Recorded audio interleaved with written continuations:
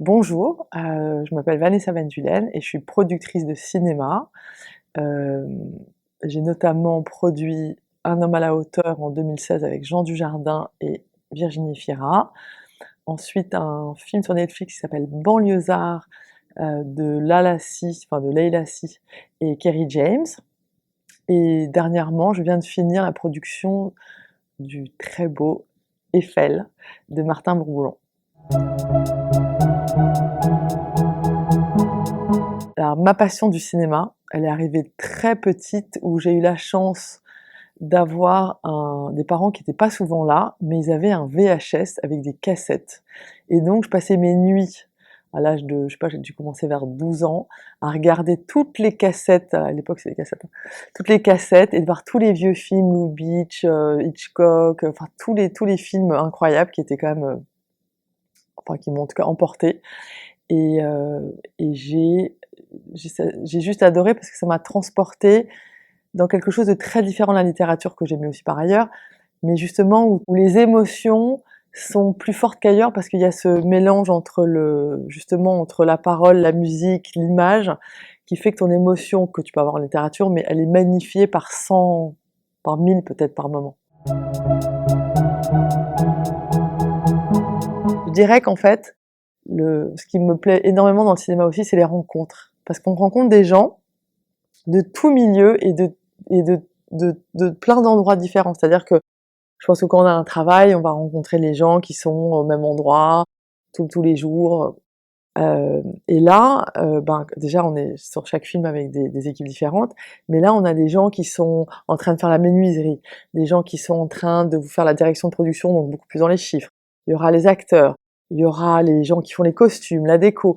Et en fait, c'est des gens qui ont fait des choses tellement différentes, et on se retrouve tous sur le même sujet avec cette même passion et c'est pas un besoin, mais comment dire, cette énergie folle à défendre ce projet qu'on est en train d'essayer de faire, mais tous ensemble.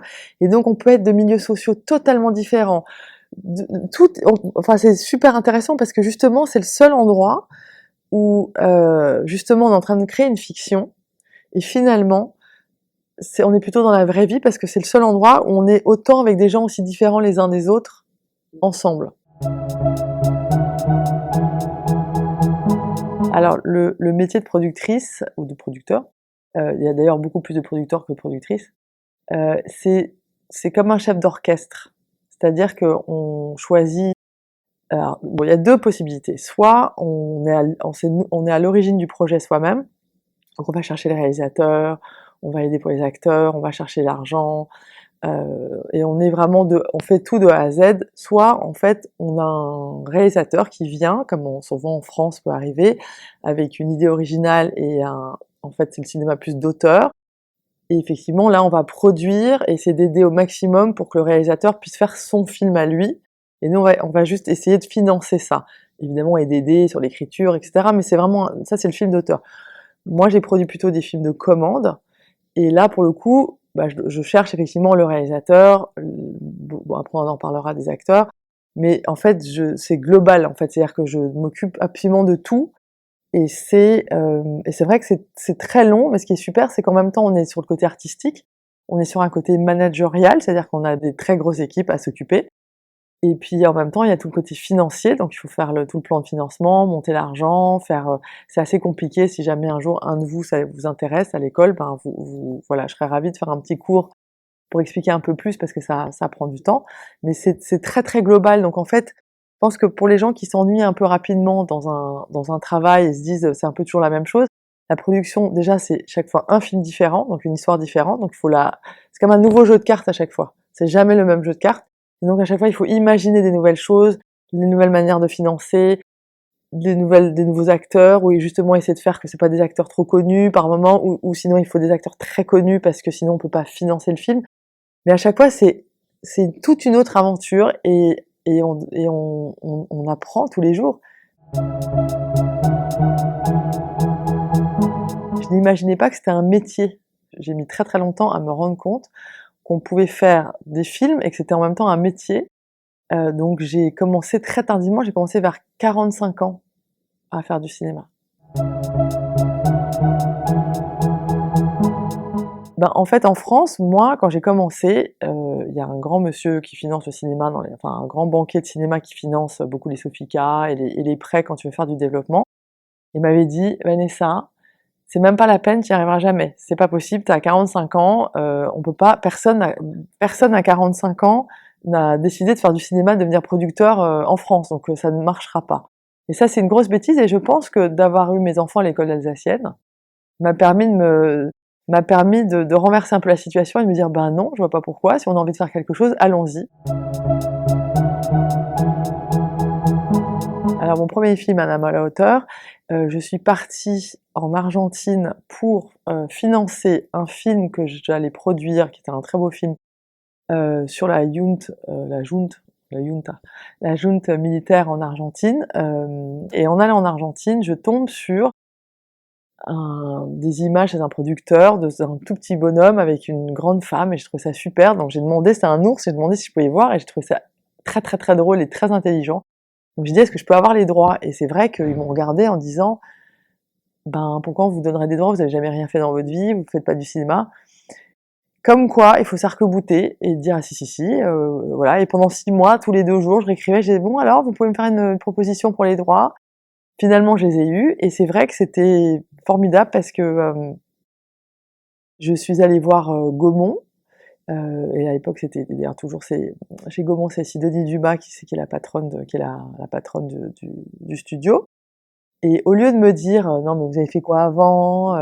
Non mais on peut pas prendre une productrice à 45 ans, qui arrive comme ça», elle a dit: «Super, j'adore l'idée, allons-y», et c'était incroyable parce que justement il y avait il y a c'est comme un peu aux États-Unis, on dit toujours, en fait, tu as un rêve, tu peux y aller, tu es à Hollywood, you have a dream.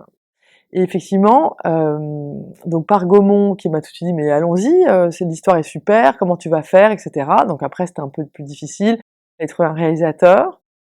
J'ai eu la chance de tomber sur Laurent Tirard, qui avait 2 autres films à faire, donc il avait pas du tout le temps et je lui ai fait lire donc j'avais évidemment traduit le scénario, je lui ai fait lire la traduction, il a tellement aimé, il a dit: «OK, je vais le faire entre 2 films, là». Et puis pareil, alors Jean Dujardin, c'était un peu plus compliqué, parce qu'il fallait quand même que j'ai un super acteur pour pouvoir financer mon premier film. Et alors la première fois que j'ai vu Jean Dujardin, c'était à Cannes. Alors j'étais habillée, comme à Cannes, donc avec une grande robe et cetera et j'avais un peu des talons parce que ça allait avec la robe. Et donc je vois Jean Dujardin arriver, c'était chez Canal+ et je le vois arriver à l'heure du dîner. Donc je me précipite en me disant: «Bonjour, je m'appelle Vanessa, voilà j'ai un film, c'est super, vous allez jouer un homme d'1 m 30». Et alors le gars après il m'a regardé, il m'a dit: «Non mais vous avez fumé la moquette, ça va pas» et cetera. Donc bon, OK. Deuxième fois, alors j'avais envoyé le scénario évidemment à son agent, mais j'avais pas de réponse. Deuxième fois, je suis par hasard à Roland-Garros, on m'avait filé une place. Je le vois rentrer dans les toilettes des hommes. Je me précipite dans les toilettes et là, le gars, mais affolé, me dit: «Mais qu'est-ce que vous faites là?» J'ai dit: «Mais non, mais c'est savoir si vous voulez vraiment pas jouer ce petit homme, c'est super» et cetera. Et là, il me fait: «Non mais ça va pas». Et finalement, troisième fois était la bonne. Où on avait retravaillé avec Laurent Tirard le scénario et là on lui a renvoyé, enfin on s'est débrouillé et là il a lu et il a dit: «Je le fais dans la minute». Ce qui était formidable, c'était d'essayer, contrairement à Divine ou d'autres films sur la banlieue, au lieu de finir en flammes, on va dire, c'était donner de l'espoir, pour la banlieue et surtout puisque c'était écrit par Kerry James.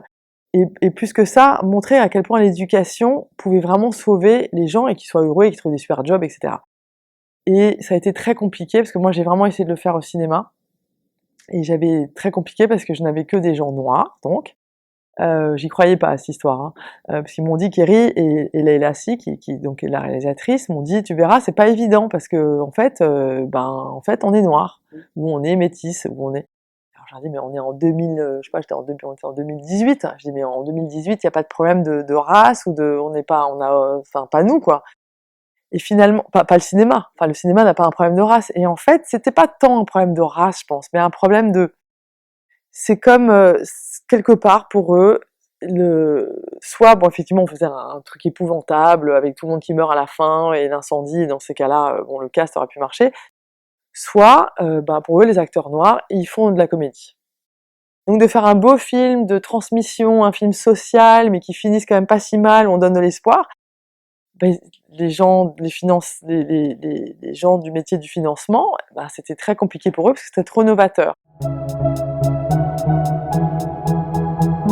Je me suis rapprochée de Toufik, qui est un super producteur et qui a produit Les Misérables, à qui j'ai dit voilà, tout le travail est fait, le casting, le scénario, etc.